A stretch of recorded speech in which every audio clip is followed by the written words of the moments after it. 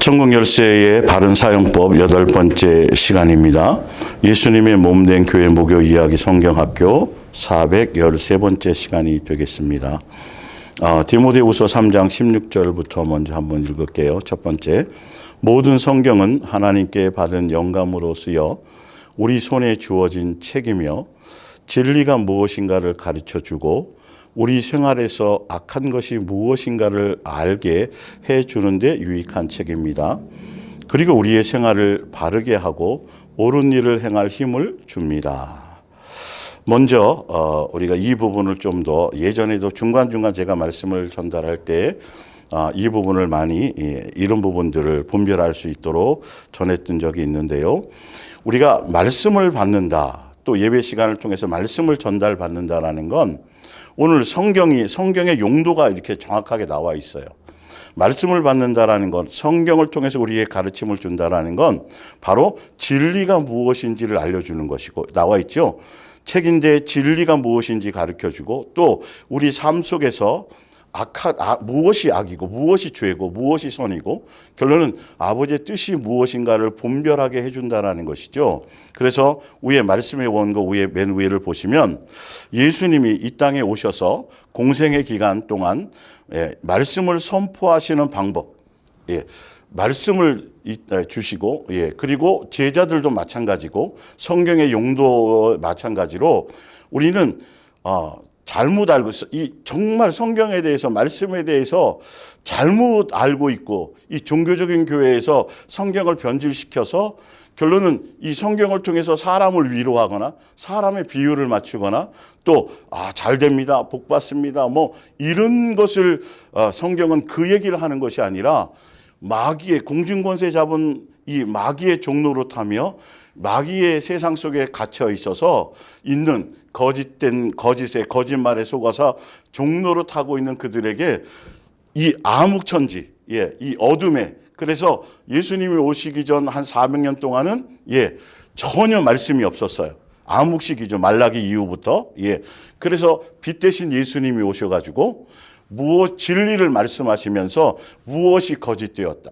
특히 그 예수님 당시에 그러니까 믿지 않는 사람들은 뭐 일단 말할 것이 없고, 두 번 진리를 선포하시면서 예수님 당시에 종교의 영, 사단의 회의에, 사단이 그 요한계시록부터 사도행전에서부터 계속 말씀하고 있어요. 그 당시에 유대교의 종교, 그 종교 유대교는 바로 마귀의 집단이에요. 사단의 집단이에요. 그래서 예수님이 사도 바울을 건져내실 때도 마찬가지로 뭐라고 말씀하셨냐면 바로 어둠의 세상에서 너를 마귀의 권세 아래서 너희를, 사도행전 20장에 건져내어서 내가 너희에게 생명을, 이스라엘에게 다시 복음을 전하고 생명을 전하게 하기 위해서 너를 건졌다고 도상에서 그렇게 말씀하신 것처럼 예수님이 산상수훈을 통해서 사복음서에 무엇을 말씀하셨냐 하면 사복음서의 99.99%가 다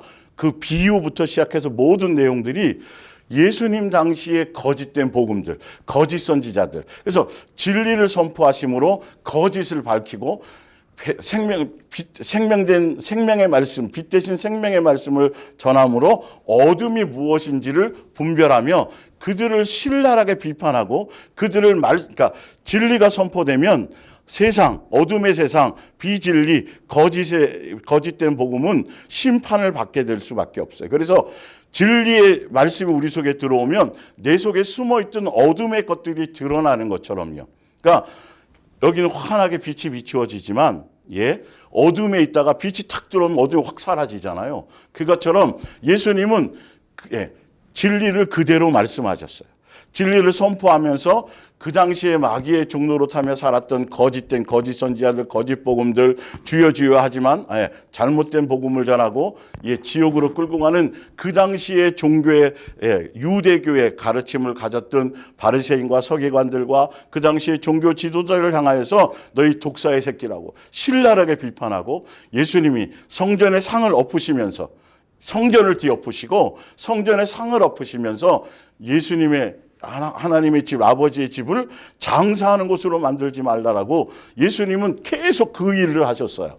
선지자적인 일들이죠. 그러니까 말씀을 전한다라는 건 바로 선지자적인 어떤 일들을 전하는 거예요. 그러니까 잘못된 것, 비진리에 속한 것, 무엇이 거짓이고 무엇이 잘못되었는지를 그대로 드러내고, 그리고 비진리를 전하고 거짓된 것을 전하고 잘못된 가르침을 가르치는 종교의 지도자들의, 그들은 어떤 자들이고 어떤 생활을 하고 그들은 어떻게 해요?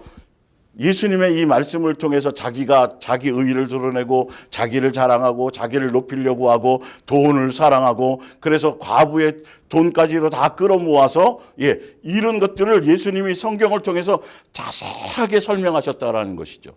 한번 거기 이제 보면 나와요.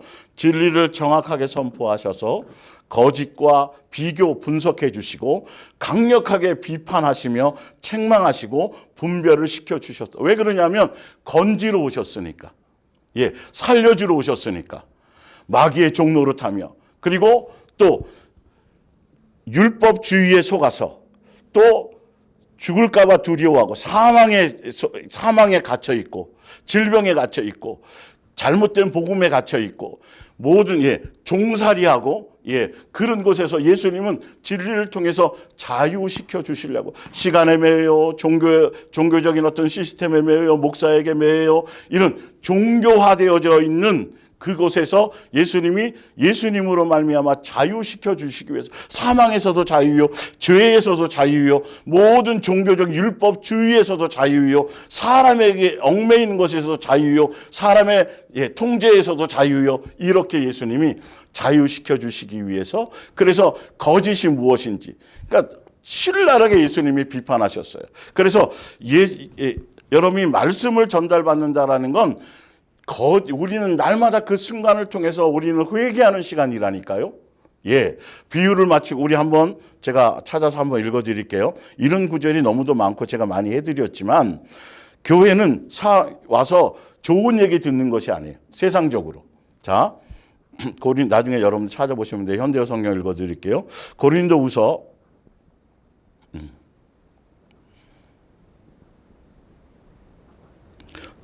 고린도후서 4장입니다. 4장 2절.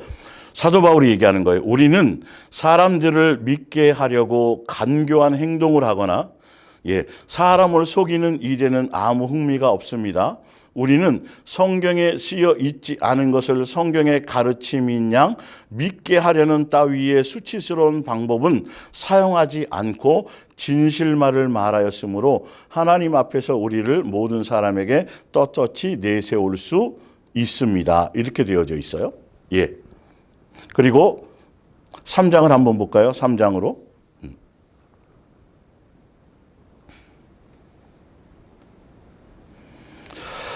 3장 1절, 고린도후서 3장 1절. 우리가 지금 자기 선전을 늘어놓는 거짓 교사들처럼 긴 편지를 써서 우리 자신을 지켜 세우고 있다고 생각하십니까?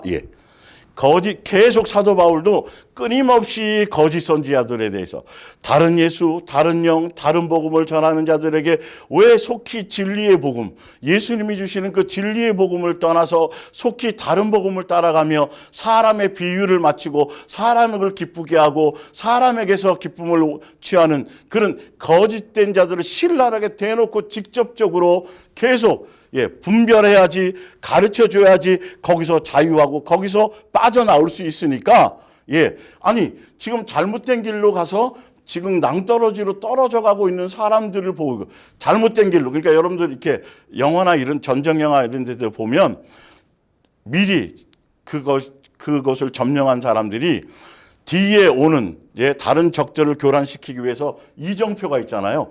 이쪽으로 런던이고 뭐 이렇게 그 이정표를 싹 바꿔치기 이렇게 돌려놔요, 방향을. 그래서 잘못된 길로 가게 만드는 이 거짓 선지자들이 바로 그렇다라는 거죠.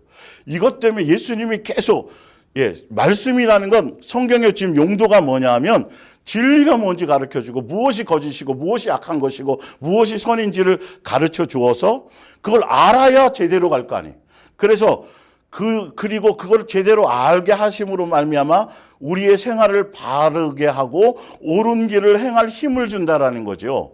진리가 우리 속에 들어오면 그렇게 살려는 힘이 우리 속에 생겨나가요. 그러니까 교회는 사람의 비유를 맞춰주는 것이 아니에요.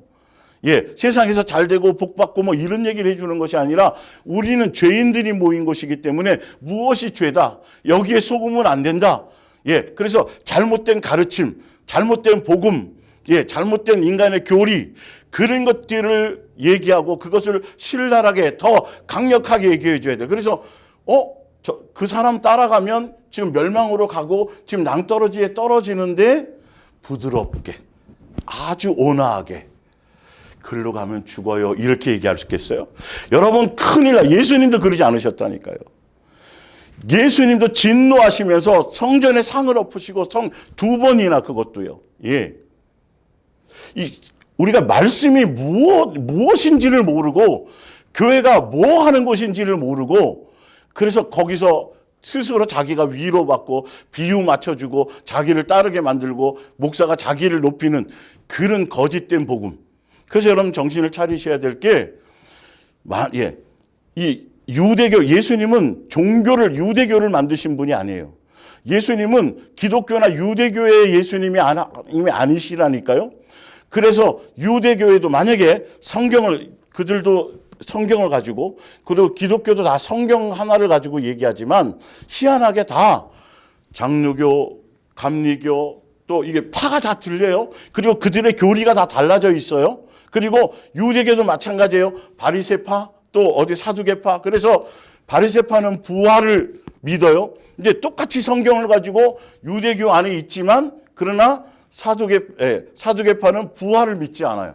열심당원이 있고요. 여러분 객관적으로 한번 보시라니까요.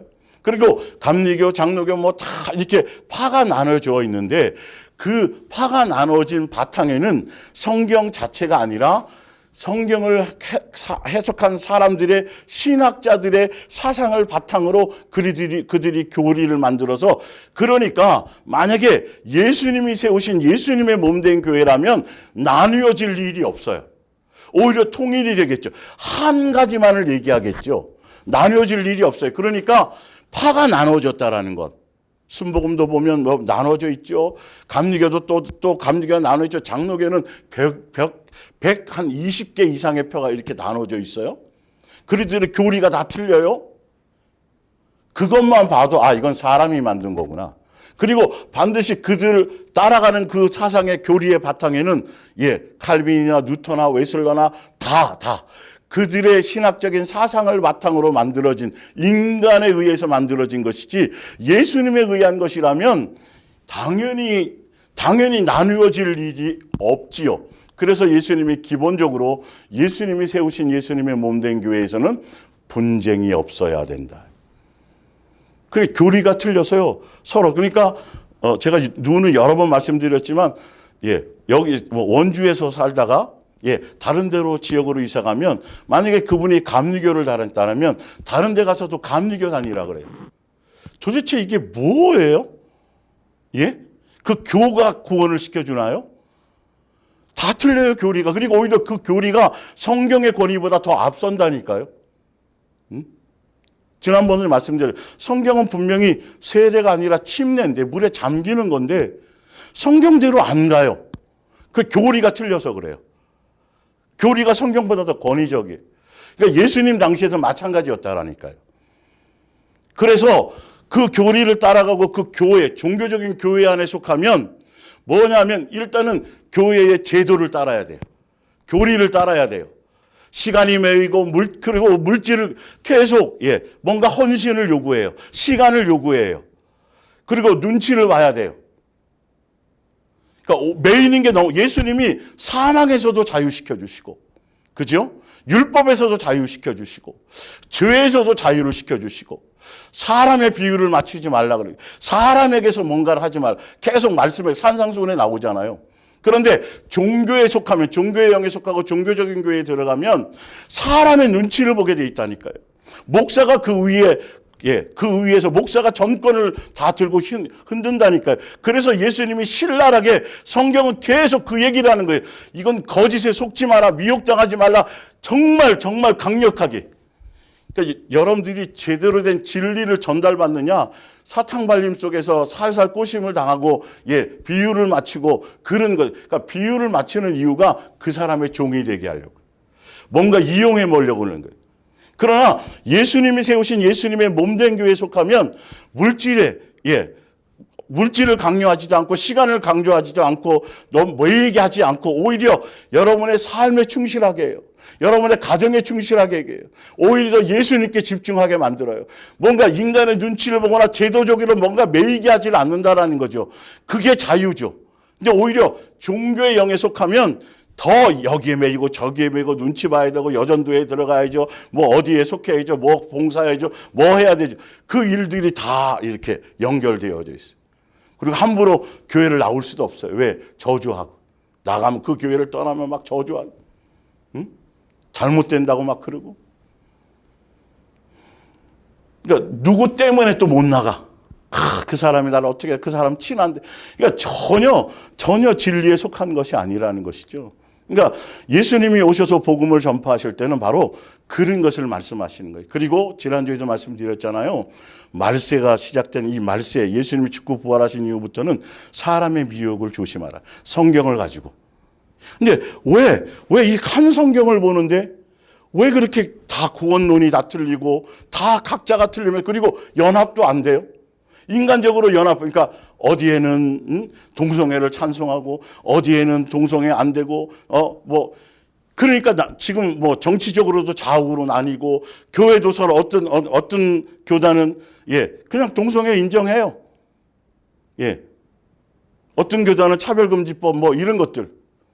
그러니까 이게 성경에 분명히 나와 있잖아요. 나와 있는데 그 길은 아니고 나뉘어져 있다니까요. 그러니까 이거는 이건 예수님의 것이 아니구나. 이건 사단의 작품이구나. 그래서 성경을 진리를 통해서 여러분들을 분별해서 강력하게 얘기해 줘야죠. 잘못된 건 잘못됐다고. 비진리와 불의와 타협하거나 불의를 따라 같이 연합하라는 소리가 없어요. 오히려 구별되라는 것이죠.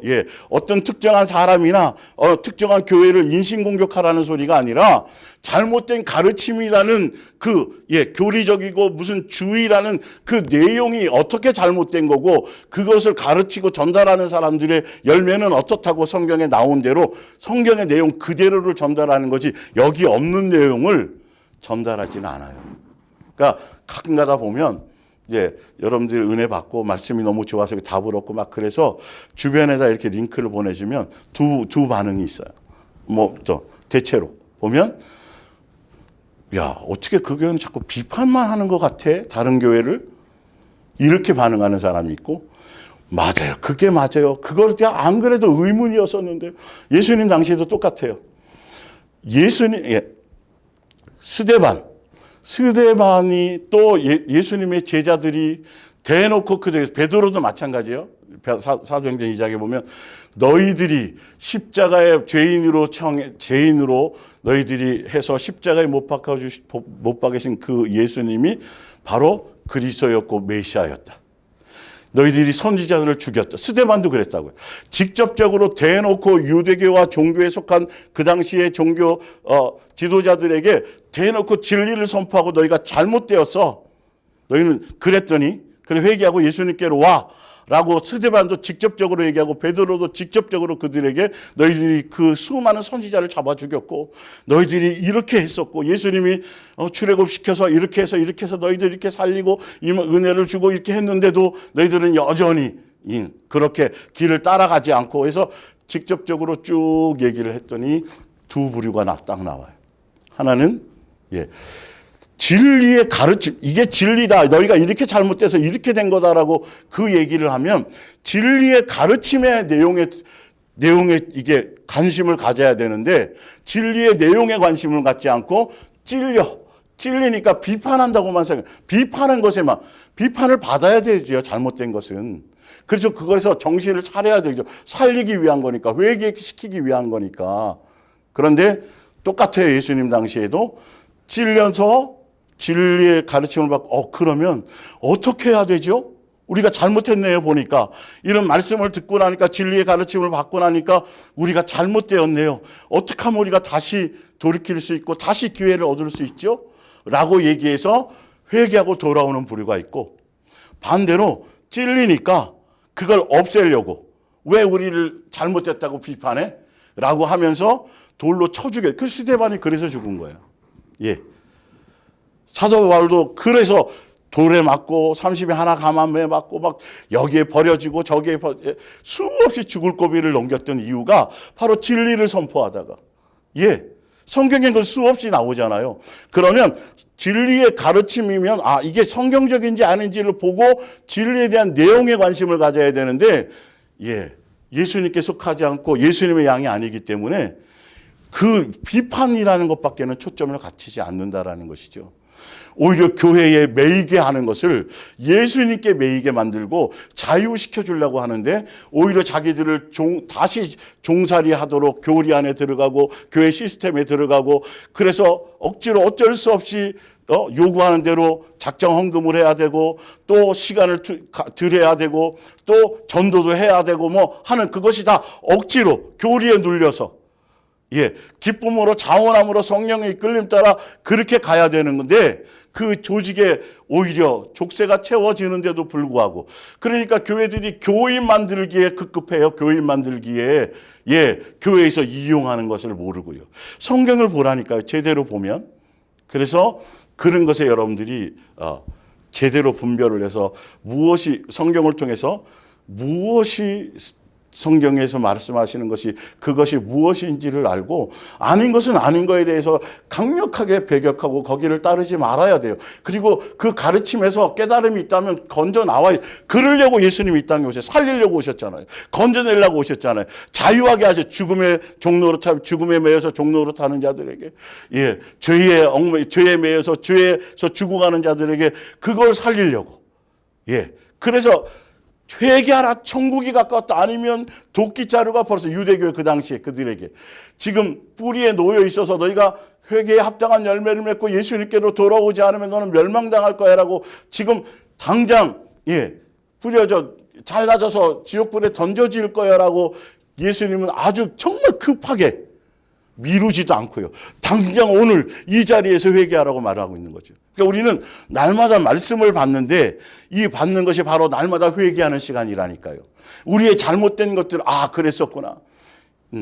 여러분을 책망하는 것이 아니라 속았던 것들을 알게 하셔서 바르게 갈 수 있도록 그래서 감사하라는 것이죠. 그러니까 교회가 자꾸 사람의 비율을 맞추고 뭐 교훈적이고 학식적이고 뭐 지식적이고 세상 철학 가르치고 막 이렇게 변질되어 가서 그냥 자기 위안을 삼는 그게 사단에게 속는 거라는 걸 전혀 알지 못한다는 것이죠. 볼게요, 좀 더.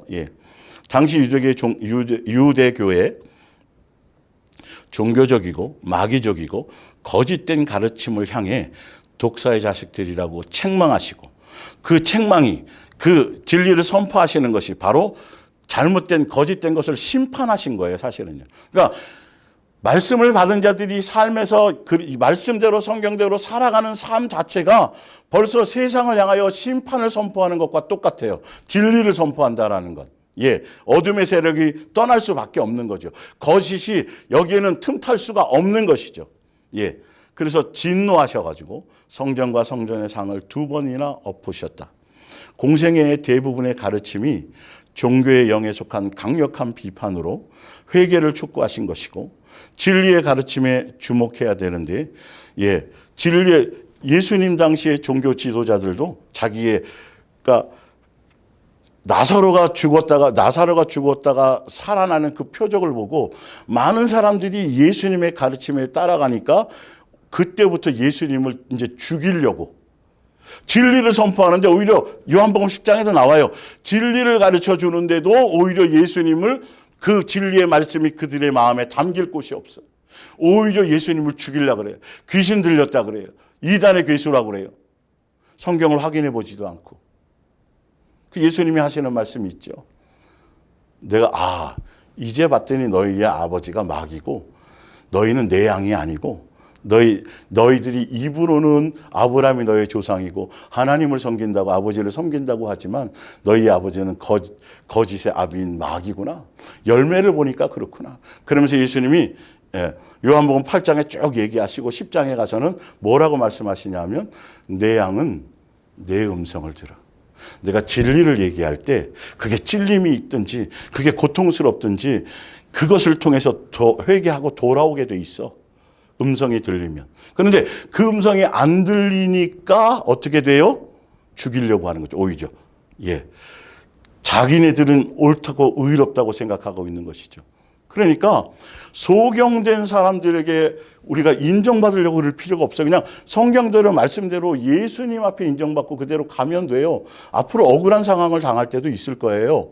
예. 그러나 그것이 예수님 앞에서 여러분들이 듣기 좋은 말, 인정받는 말, 그것이 아니라 그건 하늘에 가서 예수님 앞에 칭찬받는 것에 초점을 두어야 되겠죠.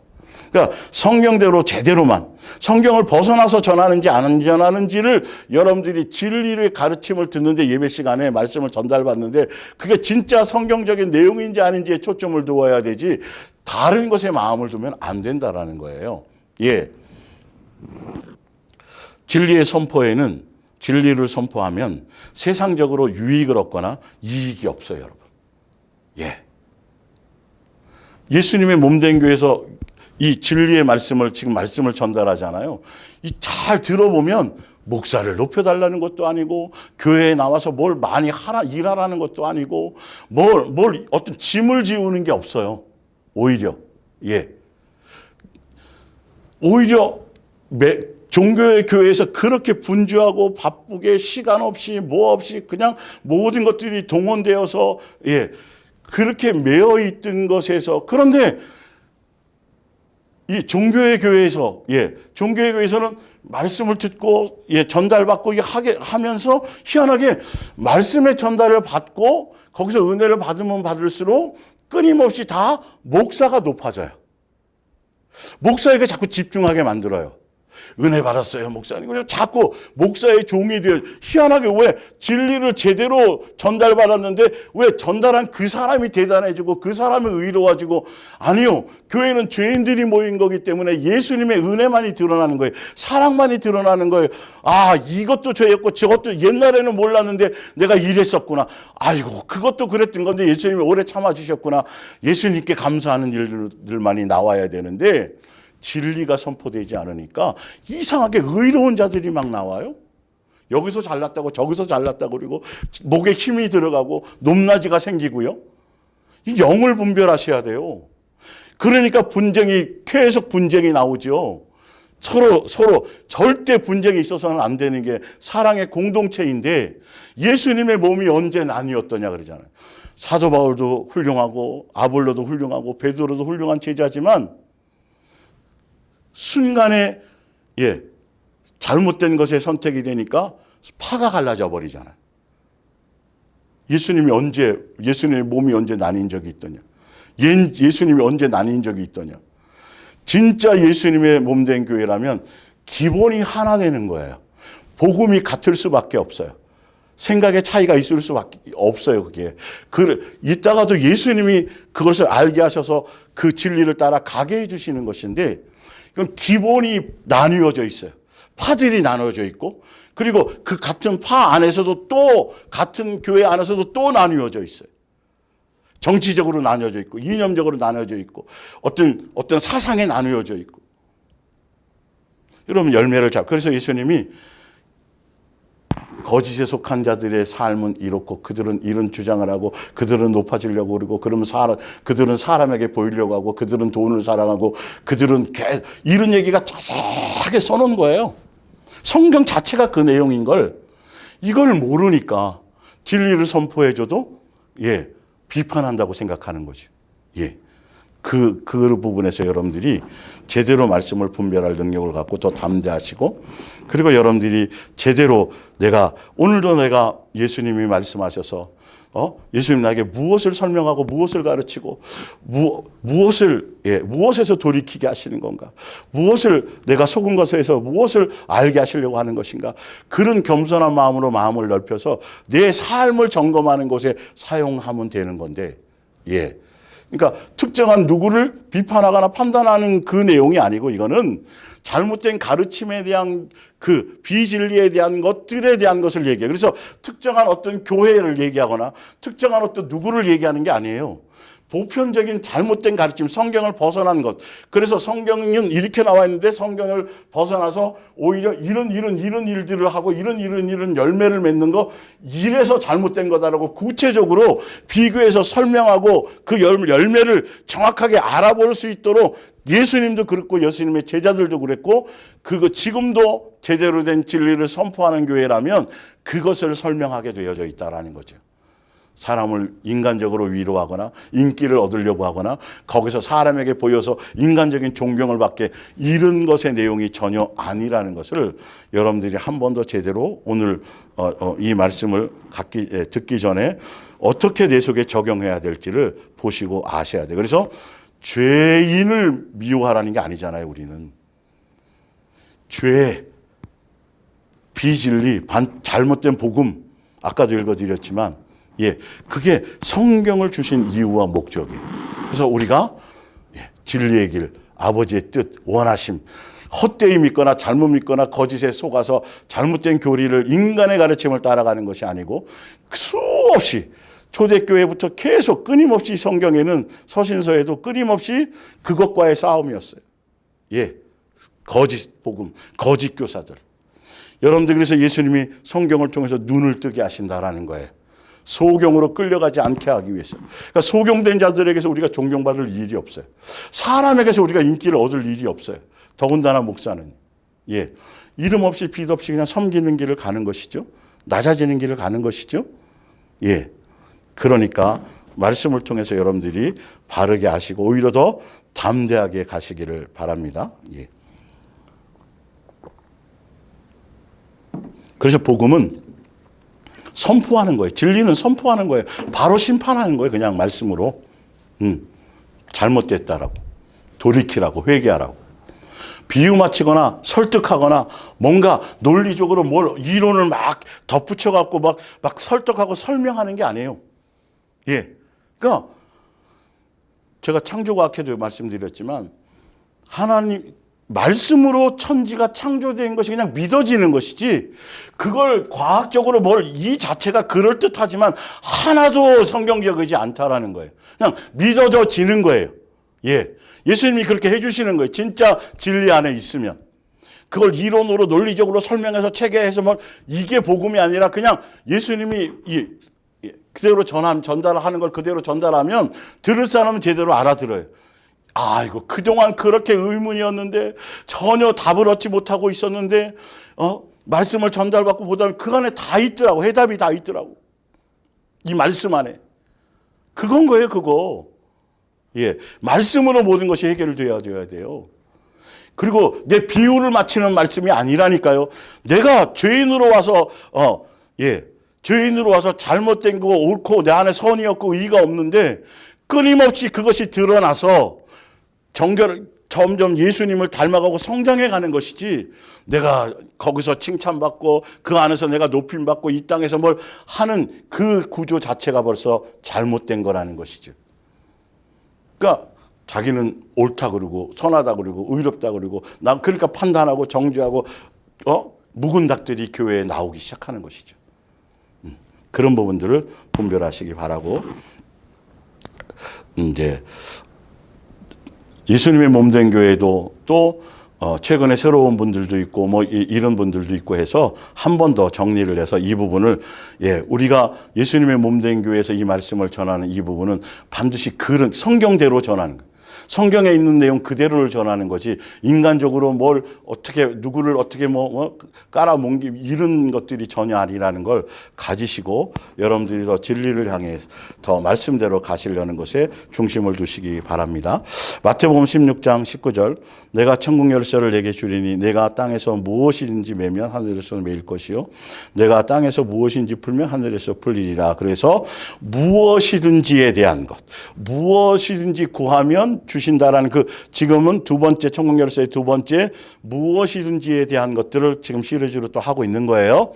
자, 그러면서 지난주에 요한일서 5장 14절에 우리가 무엇이든지잖아요. 그런데 하나님의 뜻에 맞게 구하면 하나님께서는 언제든지 들어주신다는 확신을 가지십시오. 그래서 이 무엇이든지라는 것의 대전제, 기본 전제가 뭐냐 하면 하나님의 뜻에 맞는 것에 그 무엇이든지라는 거죠.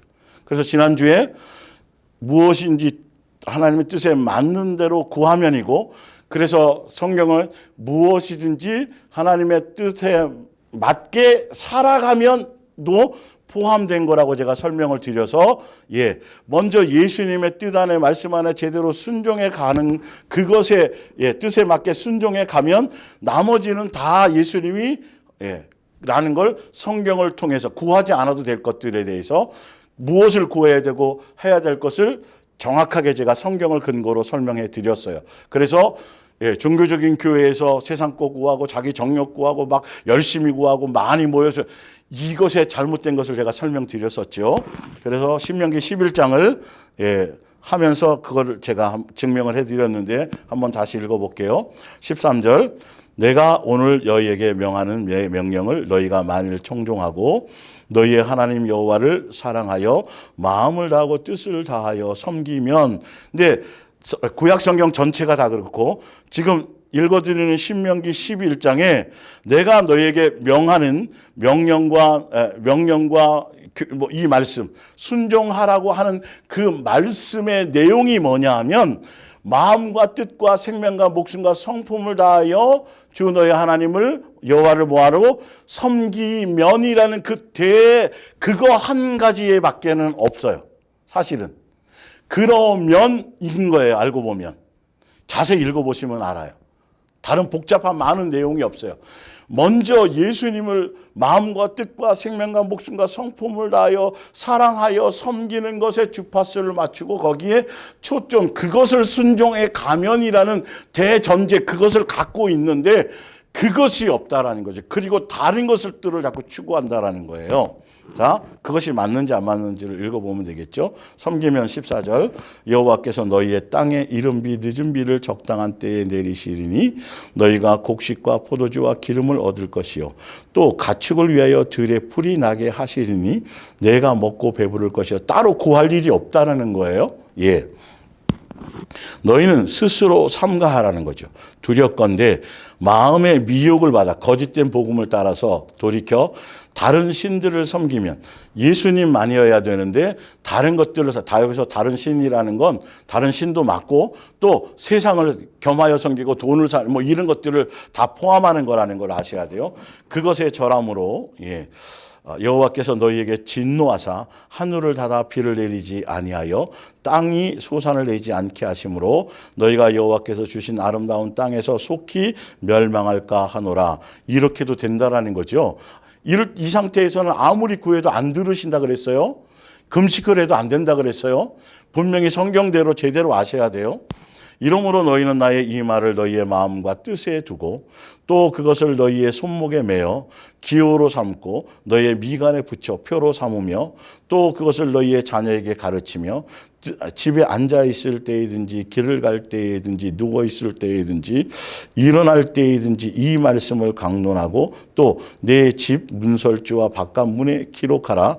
그래서 마음과 뜻과 생명과 목숨과 성품을 다하여 예수님만 사랑하는 것을 내 마음에 두고 그것에 다른 것이 내 마음에 들어오면 바로 그게 우상인데 그게 666이라고 그랬어요.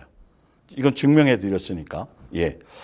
그리하면 여호와께서 너희 조상들에게 주리라고 맹세하신 땅에서 너희의 날과 너희의 자녀의 날이 많아서 하늘이 땅 위에 펼쳐져 있는 한 언제까지든지 평안하게 살 것입니다. 22절, 너희가 만일 내가 너희에게 명하는 이 모든 명령을 잘 지켜 행하여, 내가 너희에게 명하는 이 모든 명령이라는 것 다른 것이 아니라 행하여 그 명령대로 행하여 그 내용이 너희의 하나님 여호와를 사랑하고 그의 모든 도를 행하여 그에게 의지하면, 그 내용이 현대 성경으로는 이렇게 돼 있어요.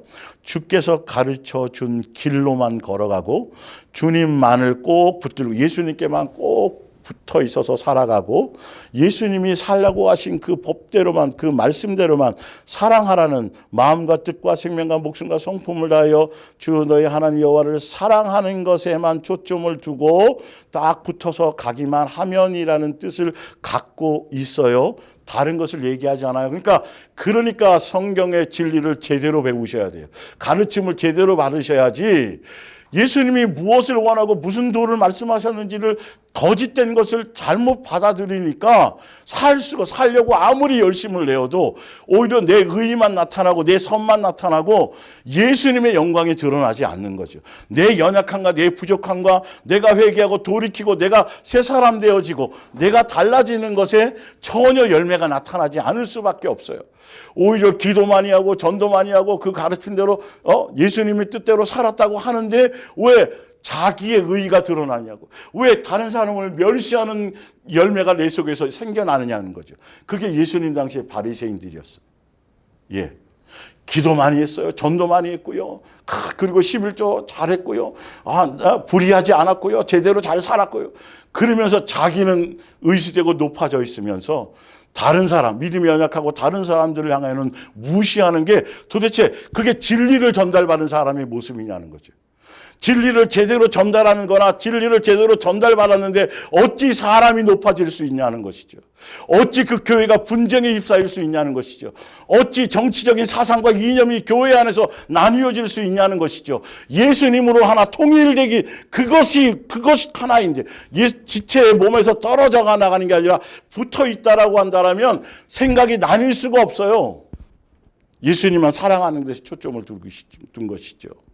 세상의 정치와 이념과 사상과 다른 것들이 교리가 들어와도 그것에 역사하지 말고 그것이 열매 맺지 못하도록 다 방어막이 치워져 있는 것이 교회인데 진리가 그 정도로 가치 있는 것인데 어찌 세상 이념이 거기에 들어오냐는 거예요. 어찌 세상에 돈 많이 벌고 투자를 많이 하면 그 투자 사기가 어찌 교회 안에서 나올 수 있냐고요. 그게 진리가 제대로 가르쳐졌으면 그런 쪽으로는 눈도 돌리지 말아야 되는 게 진리의 말씀이잖아요. 그런데 돈도 있어야 된다. 그래 많이 11조도 하고 교회도 운영되어지고 그럴싸한 말로. 예. 그래서 예수님이 투자하면 돈을 많이 벌게 해주실 거라고. 그런 일들이 교회 비일비재. 비진리가요. 아니 예수님 한 분만을 사랑하라고 나와 있고 예수님 안에 붙어서 예수님을 닮아가고 그래서 예수님 나를 사랑하신 것처럼 사랑하는 그것에 전념해 내 삶과 내 행실, 내 입술의 열매, 내 마음, 내 생각을 지배하고 내 생각 속에서 예수님을 향하게 하는 것들이 있느냐 아니면 다른 것들이 내 머릿속에 자리 잡고 있느냐 뉴스 보면서 그 뉴스에 빠져가지고 막 여기저기 또 흔들리고 그럼 예수님께 붙어 있는 사람이 아니에요.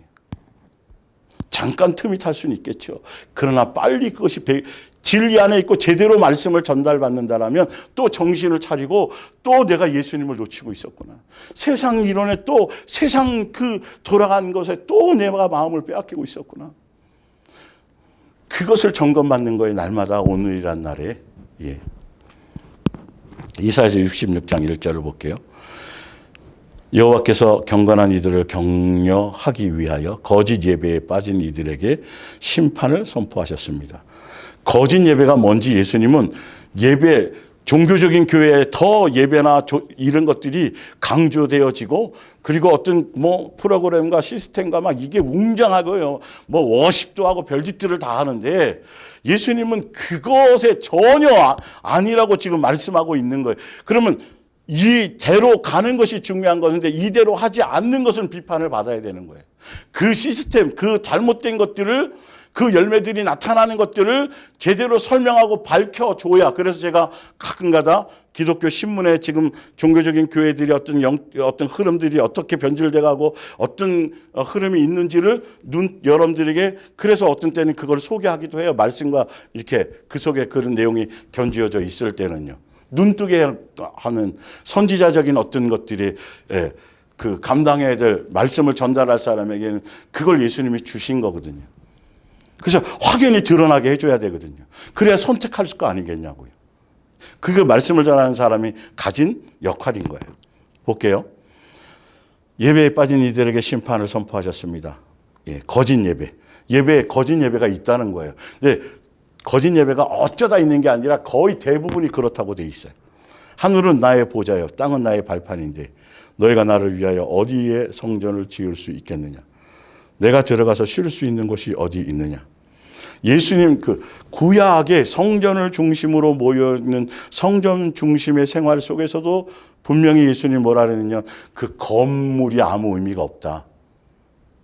분명히 그렇게 말씀하셨는데 지금도 건물에 매여 있고 건물이 필요 없다는 게 아니에요. 그게 성전이라고 그래서 거기에 수많은 것들을 투자하고 거기를 웅장하게 만들고 이건 속는 거라는 거예요. 거기에 시간과 거기에 물질과 이런 것이 동원될 필요가 없어요. 예.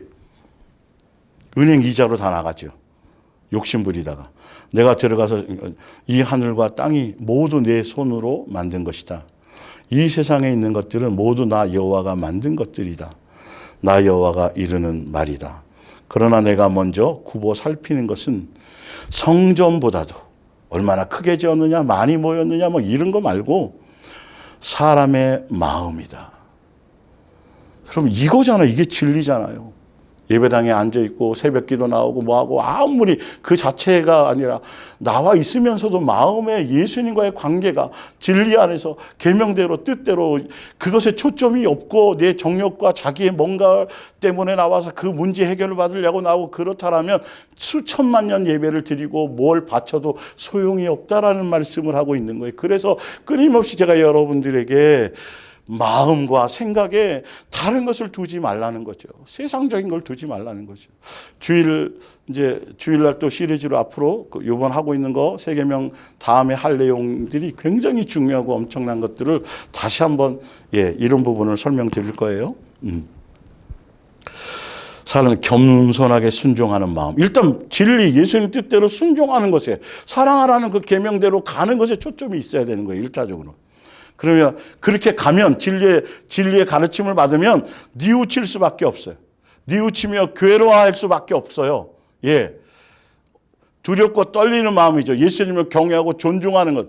그리고 나의 말씀을 지키는 사람들에게 예배를 내가 기쁘게 굽어 살핀다. 근데 종교적인 사람들은 뭐 한 것 때문에 자기가 당당해. 내가 이런 거 헌시한 거 저런 거 헌시하고 내가 몇 명 전도했고 내가 교회에 얼마큼 자꾸 희한하게 내 삶의 행실을 통해서 회개하고 돌이키고 씻겨나가고 이런 것은 없고 오히려 자꾸 목에 힘이 들어가고 예수님 내가 이거 했어요 저거 했어요 이렇게 성도가 처음에 몇 명 없다가 이렇게 많이 내가 부흥시켰어요. 그리고 몇십 년 목회한 그것에 대해서 막 자랑하고 막 성도들 앞에서 막 행사하고 예배당 크게 지었다라고 막 사람들에게 드러내놓고 막 축하받고 제발 전혀 예배당 예수님 분명히 얘기했잖아요. 사도행전 17장에도 나와 있다니까요. 하늘 예수님은 이 건물에 담을 수가 없다고. 내가 예수님이 필요한 게 없다라고. 원하시는 게 없어요. 오히려 예수님에 의해서 우리가 사라져 가고 있는 것이지 우리가 주를 위해서 자꾸 교회에서 종교적인 교회에서는 자꾸 주를 위해서 뭘 하라고 예수님을 위한 일이라고 얘기하죠. 그거 다 거짓말이라니까요. 알고 보면 그 교회 자체를 위해서 더 심하게 말하면 그 교회에 속해 있는 목사를 위해서 그렇게 하는 거에 대부분이에요. 여러분 예수님 당시에도 그랬었으니까 정신을 바짝 차려서 분별하셔야 돼요. 말씀을 보고 이렇게 나와 있잖아요. 나의 말씀을 지키는 사람들의 예배를 내가 기쁘게 굽어 살핀다. 그런데 너희는 지금 예수님 믿지 않는 사람들의 습관에 따라서 나에게 종교심으로 우상숭배한다는 거예요. 예배를 드리는데 우상숭배라는 거예요. 너희는 나에게 소도 바치고 이거 잘해요. 종교적인 사람들이 얼마나 그런 헌신과 열심히 아주 특심인 줄 아세요? 사도 바울이 유대교에 있을 때처럼 사람에게 인정받아야 되니까.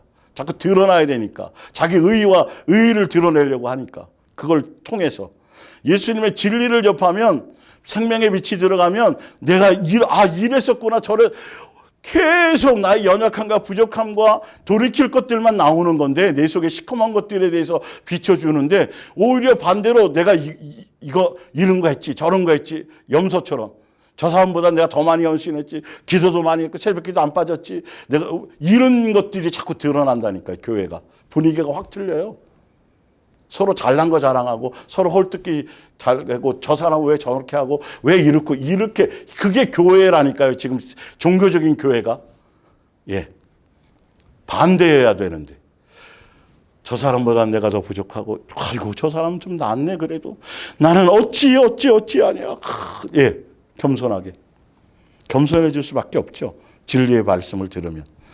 너희는 나에게 소도 잡아 바치고 사람도 잡아 제물로 바치고 있다. 너희는 나에게 양도 잡아서 바치고 개도 잡아서 제물로 바치고 있다. 예수님이 사람 바치라 그런 적이 없잖아요.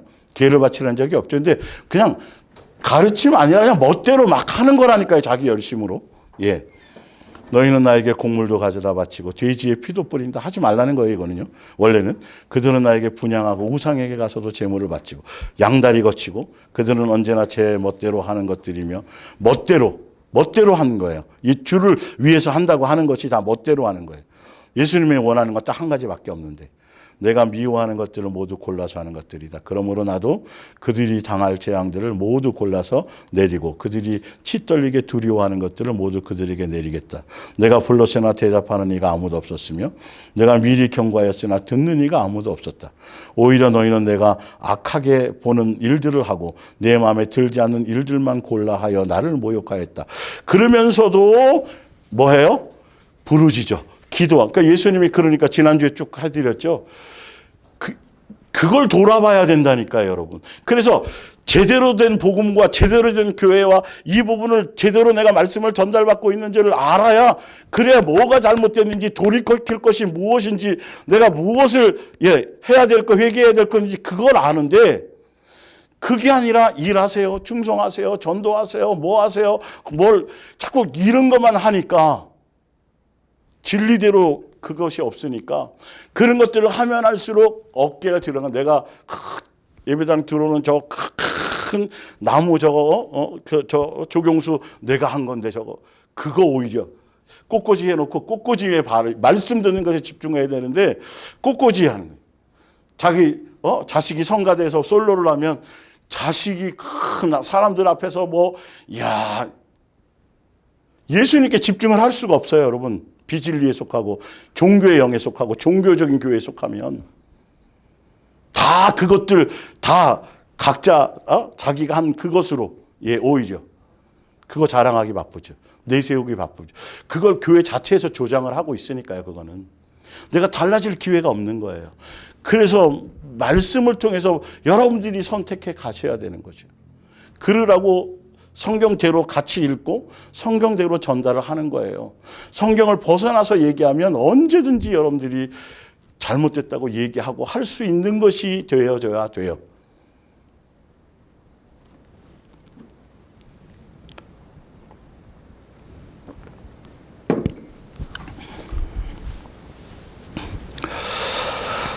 마태복음 6장을 볼게요. 예수님이 산상수훈을 통해서 기도를 가르쳐 주셨어요. 그리고 이런 건 하지 말라라고 너무도 정확하게 근데 예수님 당시에 유대교와 종교에 속한 자들은 하는 행동에 정반대, 그들이 잘못 가르쳐 놓은 것을 예수님이 가르쳐 주시고 그들을 따라가지 말라. 그들이 말하는 것은 듣되 쭉 하시면서 그들은 행동은 이렇다 쭉 말씀하셨어요. 그리고 절대로 그대로 따라가면 안 된다라고 기도는 이렇게 해야 되는 거지 이렇게 하면 안 된다라고 분명히 말씀해 놓으셨는데도 이걸 다 무시하고 멋대로 해요. 그럼 제대로 가르침을 받았느냐를 성경에 있는 대로 내가 하고 있느냐를 봐야 되는데 그거는 관심도 없어요. 목사가 유명하고 교회도 크고 막 저 사람이 세상적으로도 책도 많이 쓰고 뭐 많이 했다고 그러고 뭐 하니까 그냥 성경하고 관계없이 그냥 그 사람을 추종하고 가는 거예요. 그러니까 예수님도 십자가에 못 박죠. 또 기도할 때에 경건한 채 하는 위선자들처럼 하지 말라. 이건 현대어 성경이고요. 개혁 성경에는, 개혁 개정에는 사람에게 보이려고 하지 마. 그러니까 내가 금식한다고 나타내지도 말고, 내가 며칠 작정 기도했다고 얘기하지 말고, 내가 기도했더니 뭘 해. 아예 그것과는 사람과는 관계가 없어져야 된다는 거예요. 볼게요. 그러면서 그들은 남에게 보이려고 큰 길 모퉁이와 회당에서 드러나게 기도하기를 좋아한다. 기도의 용도가 아니에요, 이거는. 그런데 이런 사람들이 너무도 많아요. 목사들 중에서도 그래요. 여러분들 제가 여러분들을 위해서 특별히 한 일주일, 한 20일을 제가 금식하러 들어갑니다. 그러니까 저를 위해서 여러분 시간 뭐 그런 용도가 아니라니까요. 목사도 예수님 앞에서 양육받는 사람이고 자신의 삶을 돌아보는 사람이고 예수님 만나서 자기 삶을 돌이켜야 될 사람인데 그것을 떠들고 드러냈고 예수님이 금식할 때 더 정확하게 어떻게 하라고까지 산상수훈에 나왔잖아요. 그런데 그 당시에는 그렇게 하지 않았어요. 종교 지도자들이. 와, 저 사람 기도 많이 해. 막 보이려고 막 한가름 대표기도 시켜보면 막 창세기부터 요한계시록까지 막 써가지고 아주 진짜 기도 삐깔 아주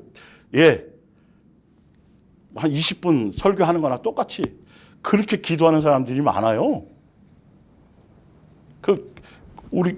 이 예수님의 몸된 게 그런 거 없애버렸잖아요. 종교적이고 어떤 이럴 만한 것들은 싹 다 빼버렸어요. 그냥 예수님께만 집중할 수 있도록. 그리고 각자 예수님 앞에 말씀 듣기 전에 할 걸 그게 그런데 그런 예식과 형식에 다 메워가지고 결론은 뭐가 되냐면 이야 장로님 기도 잘하셔. 그런 얘기 자꾸 듣고 싶고 기도 못한다는 모습을 드러내고 주눅 들고 그리고 대표기도 딱 잡히면 경험한 사람들이 많을 거예요. 사람을 벌써 생각하는 거예요. 떠듬떠듬하고 뭔가 잘못하고 실수하면 어떡해. 그게 무슨 예수님하고 관계 있어요. 그러니까 처음부터 잘못된 거라니까요, 여러분. 떠듬떠듬하면 어떻고 뭐 실수하면 어떻고 예수님 벌써 우리의 마음부터 읽고 계신데. 그러니까 그 벌써 종교적인 것과 예수님 안에 있으니까 벌써 그것도 메이는 거예요. 그 형식 자체에. 그리고 해서 아이고 권사님 대표기도하는데 은혜 받았어요. 이 얘기 듣고 싶고. 그 자체가 벌써 처음부터 예수님과 잘못된 거예요. 교회 자체가 여러분 그것부터 성경하고는 전혀 관계없는 짓들을 하고 있는 거죠. 그리고 누가 대표기도 하는데 하다가 뭐 좀 떠듬떠듬거리고 또 한 얘기 또 하고 그러면 그냥 당장 저 장로님 좀 써서 하든지 뭐 하지.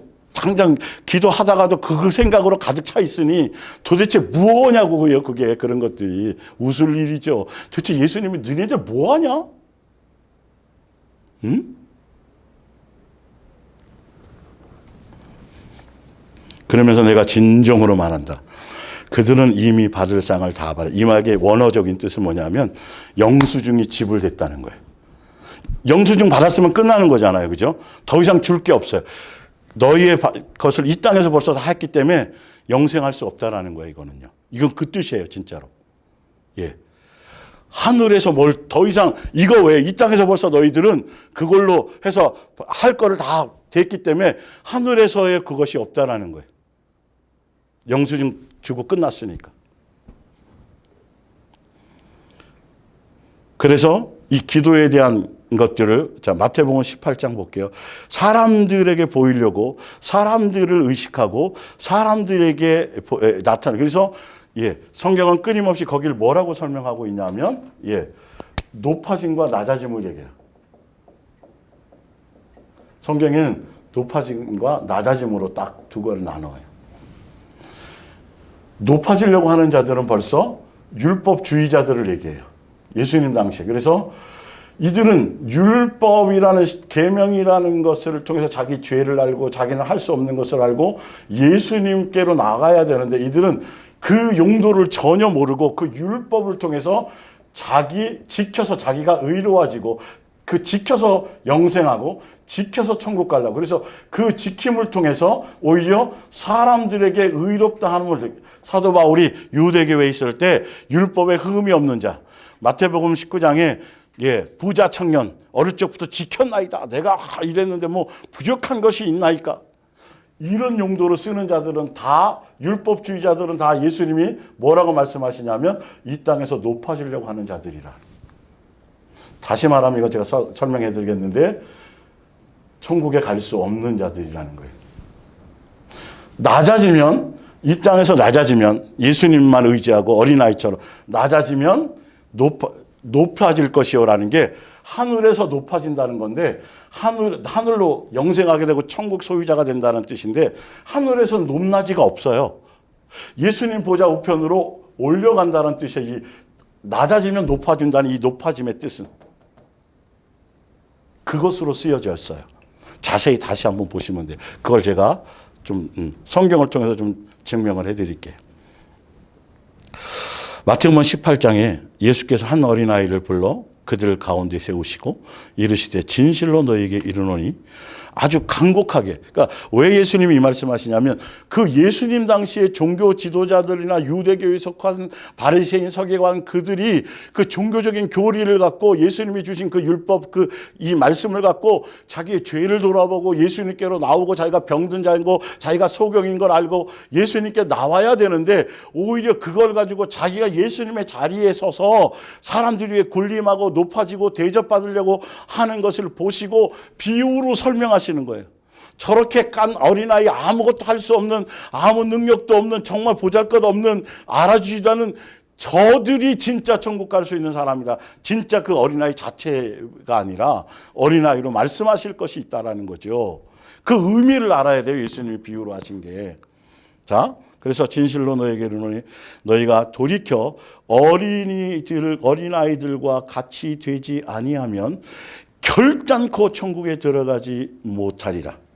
그러면서 그러므로 누구든지 이 어린아이와 그래서 이 어린아이에 대해서 말씀하실 때 제가 이거 설명해 드렸죠. 마태복음 18장 할 때 천국 열쇠 첫 번째 할 때 자기를 뭐하는 사람 낮추는 사람이 천국에서 뭐한다? 큰 자니라. 자,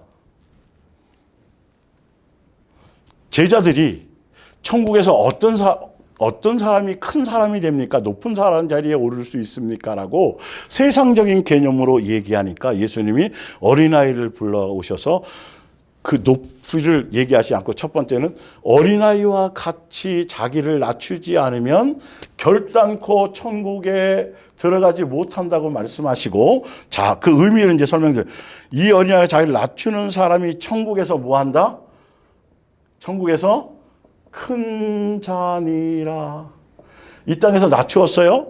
예수님만 의지했어요?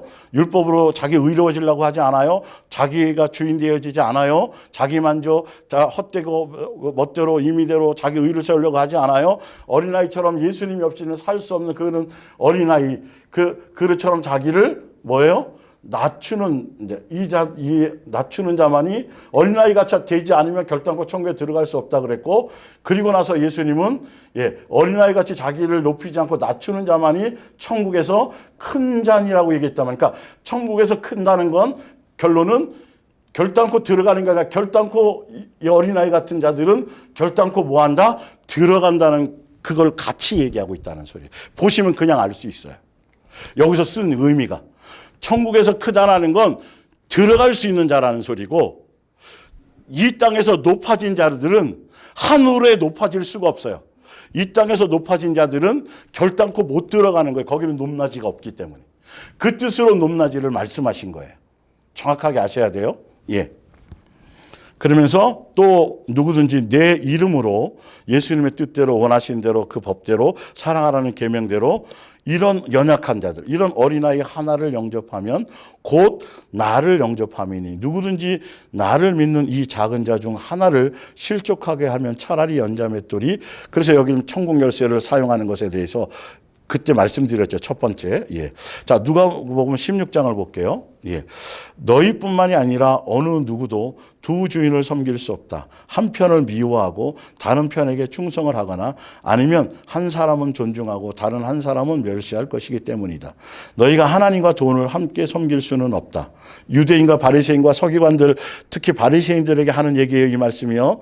돈을 사랑하는 바리새파 사람들이 예수님이 대놓고 그들에게 직접적으로 면전에 대놓고 비판하시고 하신 거예요. 이게 이 말씀이요. 돈을 그러니까 죽이려고 그러고 막 우그락부그락하고 그랬었죠. 섬길 수는 없다. 돈을 사랑하는 바리새파 사람들이 이 모든 말씀을 듣고 비웃었다. 그러자 15절에 예수님께서 그들에게 말씀하셨다. 거짓에 속해 있고 마귀에게 속해 있고 종교에 속해 있는 자들이 그들은 어떤 자들이고 돈을 사랑하는 자들은 어떤 자들인지를 열매를 설명하시는 거예요. 그들에게 말씀은 너희는 대중 앞에서 의로운 채 한다. 종교에 속한 사람들. 그러나 하나님께서는 너희 못된 마음을 알고 계신다. 너희의 거칠애가 위선, 척하는 거. 예, 사람에게는 존경을 받을 수 있어요. 예, 종교에 속한 교회 목사들이나 뭐 유명한 사람 이름 날리고 이런 사람들 보면 많이 따르고 존경해요. 예, 그 사람들이 막 오히려 더 받지만 하나님 앞에서는 가증할 뿐이다. 그러니까 세상에서는 높다고 대접을 받는데 종교에 속한 종교 지도자들이 바리새인 그 당시에 지도자들이 그런데 하나님 앞에 가증되다라는 건 갈 수 없다는 거예요. 영생할 수 없다는 거예요. 왜? 이들은 율법주의자들이기 때문에 예수님과 완전히 그래서 사도 바울이 율법주의에 속해서 유대교회에 있을 때는 예수님과 원수였어요. 예수님을 핍박하는 자였어요. 오히려. 그래서 거기서 건져주신 거예요. 어둠에서. 마귀의 회에서. 예. 요한계시록 7교회도 많이 나오죠. 자칭 그들이 유대인의 회라고 하지만 그들은 곧 마귀의 회인이라고 말하면서 계속 예수님과 대적된 것들을 설명하고 말하고 있는 것이죠.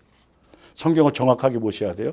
그러니까 이 땅에서 낮아진다는 건 예수님만 목적하고 자기 의를 드러내지 않고 양처럼 이 땅에서 하면 이 땅에서 또 예수님이 높여진다 그 뜻이 아니라 하늘에서 높아진다는 얘기예요. 영생할 수 있고 예수님 보호자로 높아지 그 우편에 함께 예수님과 함께 할 수 있다라는 그 하늘나라 상속자가 될 수 있다라는 그 뜻으로 영의 의미로 깊이 있게 설명하신 거예요. 사실은요. 예. 자, 뒤에 마태복음 23장 2페이지로 넘어가세요. 그들의 모든 행위를 사람에게 보이고자 하나니 그들의 열매를 얘기해 주는 거예요. 거룩한 채 하고 뭐 기도 많이 하고 뭐 하는 거 엄청나게 하는 것 같지만 다 예수님 앞에는 가증하고 사람에게는 높임 받기를 원한다는 거예요. 예. 곧 그 경문띠를 넓게 하며 옷수를 길게 하고 잔치의 윗자리와 회당의 높은 자리와 시장에서 문안받는 것과 사람에게 랍비라 칭함을 받는 것을 좋아하느니라.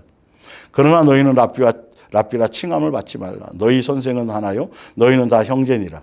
땅에 있는 자를 아버지라 하지 말라. 너희 아버지는 한 분이시니 곧 하늘에 계시니라. 또한 지도자라 칭함을 받지 말라. 너희의 지도자는 한 분이시니 곧 그리스도시니라. 11절에 너희 중에 바리새인들의 그 당시에 종교 지도자들에게 너희 중에 큰 자는 너희를 섬기는 자가 되어야 하리라. 누구든지 자기를 높이는 자는 낮아지고 낮아진다라는 건 하늘에 들어가지 못하고 이 말이에요. 바리새인들이 천국에 못 들어가는 건 당연하잖아요. 독사의 새끼라고 딱 정해놨고 마태복음 23장 뒤에 쭉 보면 분명하게 말해놨기 때문에 마귀의 새끼라고 뱀의 자식이라고 그 뜻이에요. 누구든지 자기를 낮추는 자는 어린아이처럼 예수님으로 말미암아 살아가면 자기 의를 드러내지 않으면 자기 연약함과 부족한 것들을 깨닫고 예수님을 그리스도의 장성한 분량으로 양육되어져 가는 그 사람들은 이 땅에서는 높아질 생각 자체나 그 개념 자체가 없어져야 돼요. 그래야 하늘에 예수님과 함께 같이 그 자리에 앉게 그 높아진다는 의미가 그 얘기를 하는 거예요. 여러분. 내 속에도 이런 유전자가 있는지 없는지 인정받으려고 하고 인기 끌려고 하고 주목받으려고 하고 자꾸 사람에게서 뭔가 여러분 이거 굉장히 위험한 마귀적이고 옛사람적인 요소에 정말 위험한 요소예요. 여러분.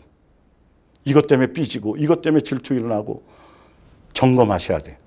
마태복음 20장 20절 그때 세베대의 아들이 예수님의 생각을 명확하게 한번 보셔요. 여기서 어머니가 그 아들들을 데리고 예수께 와서 절하며 무엇을 구하니 예수께서 이르시되 무엇을 원하느냐 이르되 나의 이 두 아들을 주의 나라에서 하나는 주의 우편에 하나는 주의 좌편에 앉게 명하소서.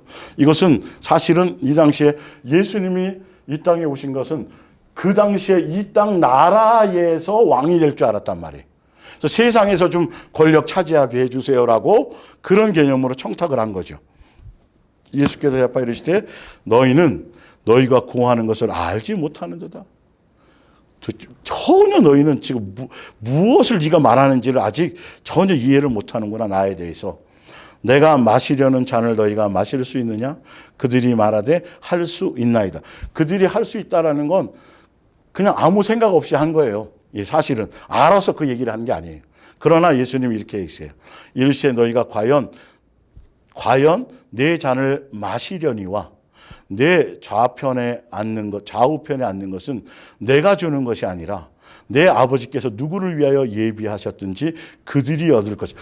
영생에서 예수님의 자리에 함께 천국의 영생에 갈 사람들은 아버지께서 그 뜻대로 행하는, 그 아버지께서 그것을 정하시고 뜻대로 순종했느냐 아니냐 그것을 하시는 것이고, 그 얘기를 하는 거예요. 너희는 그 생각을 하지 말라. 나에게 그런 청탁하려고 하지 말고 내가 가는 그 길을, 내가 마신 그 잔을 너희도 함께 마시고 그 길을 그냥 가면 된다. 근데 예수님이 가시는 길, 예수님이 마시는 잔의 내용이 뭔지를 한번 보세요. 밑에. 열 제자가 듣고 그 두 형제에게 벌써 분쟁이 일어나잖아요. 벌써 분이 일어나는 거예요.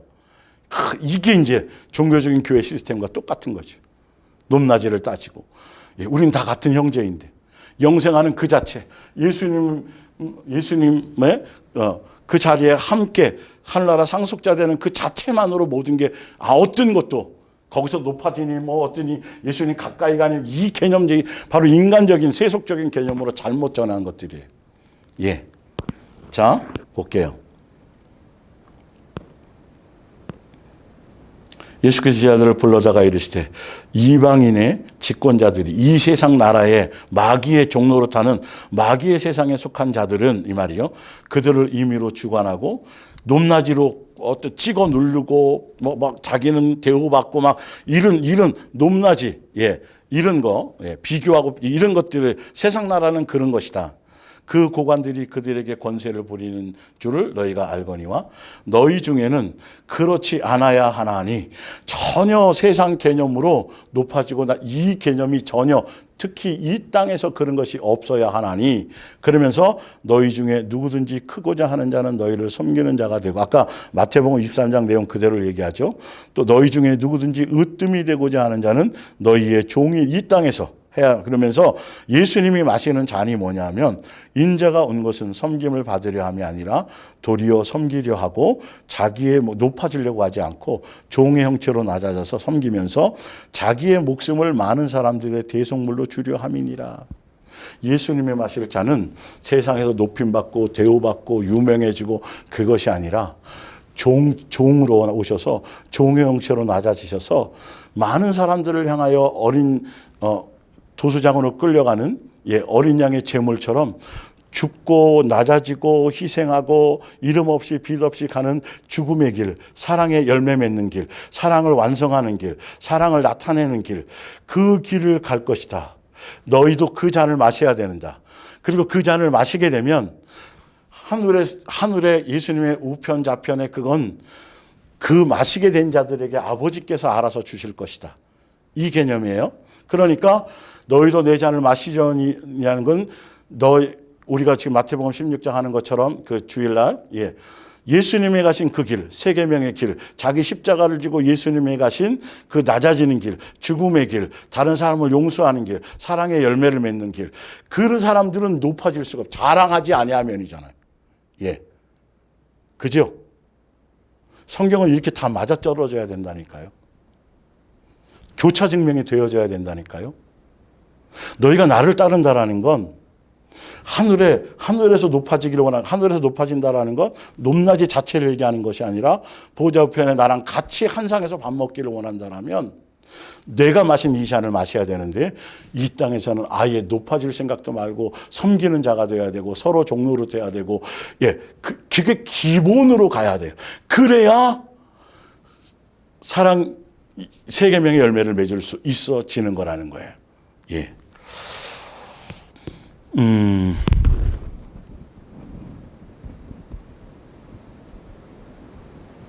자, 누가복음 18장까지만 오늘은 하고, 다음 주에 또 할게요. 이제 다음 주에 목요일 날 정말 중요한 것. 여러분의 삶의 현장에서 어려움을 당하고 경제적으로 어렵고 많은 이런 육체적인 어떤 어려움을 당할 때 그것에 대한 부분들을 예수님은 정확하게 어떻게 방법을 설명해 놓으셨는지를, 이거가 여러분들이 굉장히 중요해요. 이것과 싸움을 가지셔야 돼요. 자, 말씀으로 볼게요. 누가복음 18장 9절. 또 자기를 의롭다고 믿고 다른 사람을 멸시하는 자들에게 이 비유로 말씀하시되. 이들이 기도하는데 기도의 도구로 자기를 드러내요. 이거는 기도도 아니에요.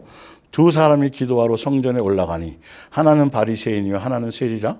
바리새인은 서서 따로 기도하여 이르되 하나님이여 나는 다른 사람들 곧 토색하고 불의하고 간음을 하는 자들과 같지 아니하고 이 세리와도 같지 아니함을 감사하나이다. 아니 나는 일일에 2번씩 금식하고 또 소득의 11조를 드리고 그렇게 율법대로 계명대로 잘 살았다고 율법에 흠이 없다고 얘기하는 그렇게 열심히 살았는데 어찌 돼서 다른 예수님이 그 율법의 내용은 사랑하라는 건데 어찌 돼서 다른 사람을 무시하고 자기가 높아지고 자기가 대단하다고 기도를 통해서 예수님 앞에 자기 의와 영광을 드러내는 기도를 할 수 있겠냐는 거예요. 그러니까 결론은 그가 거짓 잘못된 가르침 속에 잘못된 교리 속에 종교의 영에 속아서 그렇게 되어졌다는 거죠. 진짜 제대로 된 진리의 가르침을 딱 받거나 진리가 내 속에 딱 임하면 보세요. 13절에 세리는 멀리 서서 감히 눈을 들어 하늘을 쳐다보지도 못하고 다만 가슴을 치며 이르되 하나님이여 불쌍히 여기소서 나는 죄인으로소이다. 예수님 이렇게 될 수밖에 없는 거죠. 이렇게 이런 거였군요. 저런 거였군요. 그러나 이제는 우리는 양육 안에 있기 때문에 좌절하거나 막 자책하거나 그게 아닌 거예요. 이 사람은 이제 예수님 안에도 들어와야 되고 회개해서 이제 들어오는 단계이니까요. 그래서 한 것처럼 그래요. 14절에 보세요. 내가 너희에게 이르노니 이에 저 바리새인이 아니고 이 사람이 의롭다 하심을 받고 그러니까 바리새인이 의롭다 하심을 받지 못했다면 천국에 들어간다 못 들어간다 못 들어간다는 뜻이에요. 그런데 이 죄인 이 죄인은 예수님 앞에 나와서 진리의 그 앞에 나와서 감히 얼굴도 못 들면서 나는 죄인으로소이다. 나를 용서하소 불쌍히 여기소 하니까 이는 어린아이처럼 예수님 앞에 나와서 자기 의가 아니라 낮추고 예수님 앞에 하니까 예수님이 높여서 어떻게 해요? 영생하는 길로 그가 오히려 가게 될 것이다. 그 얘기를 하는 거예요. 극단적으로 설명하는 거죠.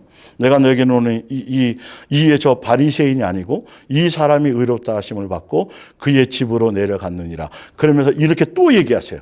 무릇 자기를 높이는 자는 율법주의자들은 율법으로 자기를 뭘 하려고 하는 자들 종교적인 행위로 자기의 의의를 드러내려고 하는 자들은 그건 예수님의 영이 없는 자들이에요. 자들은 자기를 낮아지고 자기를 높이는 자는 높아지리라. 의롭다함을 받고 용서함을 받고 하늘나라 예수님 보좌 우편에 앉게 되느니라는 걸 설명하고 있는 거예요. 그래서 오늘은 여기까지 하겠습니다. 기도하겠습니다.